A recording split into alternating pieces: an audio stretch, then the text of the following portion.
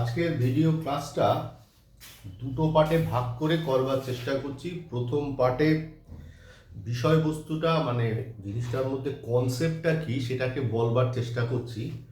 তো আজকের ক্লাসের বিষয়বস্তু হচ্ছে under writing of shares and debenture. Under writing of shares and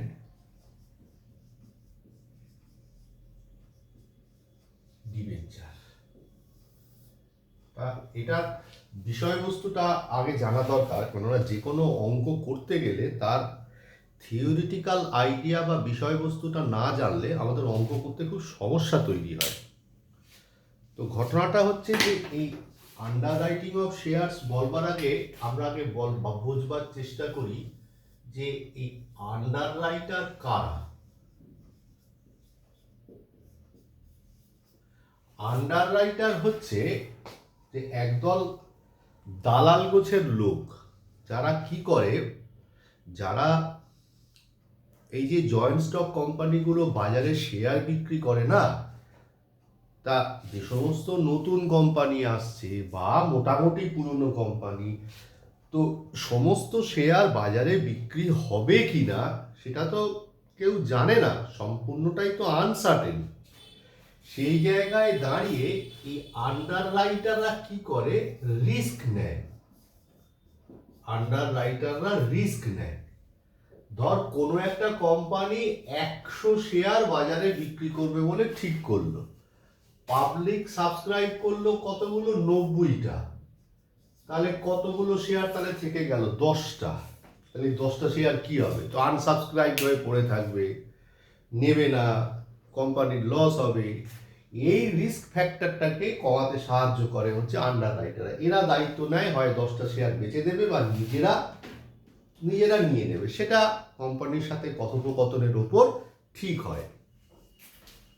তো সেই জায়গায় দাঁড়িয়ে আন্ডার রাইটাররা এই যখন রিস্ক নেয়, তাহলে রিস্ক নেওয়ার ক্ষেত্রে কোম্পানির সাথে কীরকম হতে পারে, কোম্পানি বলতে পারে যে তোমাকে আমরা একটা কমিশন দেব টোটাল শেয়ারের ওপর, অথবা বিনা পয়সায় কিছু শেয়ার দেব, যেটা পাবলিক পয়সা দিয়ে কিনছিল তোমরা বিনা পয়সায় পাবে। এই সমস্ত ব্যাপারগুলো আন্ডার রাইটাররা পেয়ে থাকে। তার মানে আন্ডার রাইটারদের কাজ কি হচ্ছে, রিস্ক নেওয়া, শেয়ারগুলো যাতে বিক্রি করার দায়িত্ব তারা নেয়, এবং সেই রিস্ক ফ্যাক্টরটা যারা নিয়ে থাকে তারাই হচ্ছে আন্ডার রাইটার।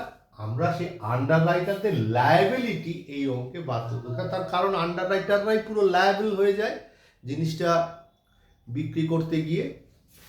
তো এটা করতে গিয়ে না আমরা বেশ কতগুলো শব্দ এখানে পাবো। কি শব্দ পাবো, যেমন আন্ডার রাইটিং অফ শেয়ারসে একটা খুব ইম্পর্টেন্ট শব্দ পাবো, যেটাকে আমরা বলবো হচ্ছে marked application.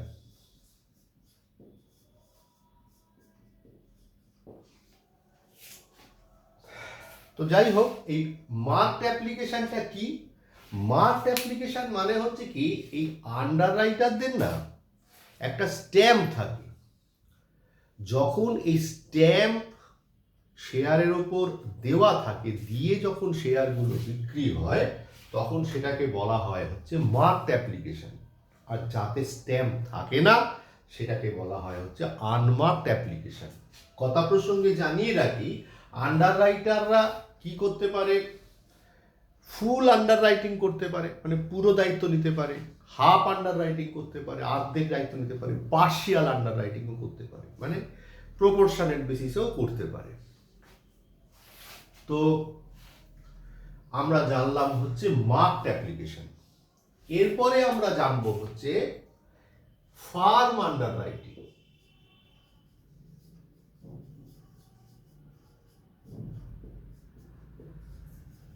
Farm under writing মানে হচ্ছে কি, যে যতগুলো শেয়ার পাবলিক নিল না, তা সেটার দায়িত্ব তো আন্ডার রাইটারকে নিতে হবে, মানে ব্যাচ পার দায়িত্ব নিতে হবে। তো সেই ব্যাচ বা দায়িত্বর ক্ষেত্রে কি হবে, দেখা গেল বিক্রি হলো না, তখন আন্ডার রাইটারদেরই ওটা গিলতে হবে। সেক্ষেত্রে না, আগে থেকেই মানে এই পুরো ব্যাপারটা হওয়ার আগে থেকেই যতটা নিতে হবে, মানে যতটুকু ওরা নিতে বাধ্য হচ্ছে তার বাইরে গিয়ে আগে থেকে অনেক সময় জোটবদ্ধভাবে আন্ডার রাইটাররা বলে থাকে যে আমরা এতগুলো শেয়ার একসাথে নেব। মানে এতগুলো শেয়ার একসাথে নেব মানে পাবলিক নিক চাই না নিক, এতগুলো শেয়ার আমরা একসাথে নিয়ে নেব। এইরকমভাবে যখন শেয়ার নেওয়ার গল্প বলা হয় তখন তাকে বলা হয় হচ্ছে ফার্ম আন্ডার রাইটিং। এইবারে ফার্ম আন্ডার রাইটিং হয়ে যাওয়ার পর তাহলে আমরা এখান থেকে কি কি টার্ম পেলাম, আরও টার্ম আছে বইতে, আমি যেগুলো মেন সেগুলো বলছি। Marked application, unmarked application, farm under writing.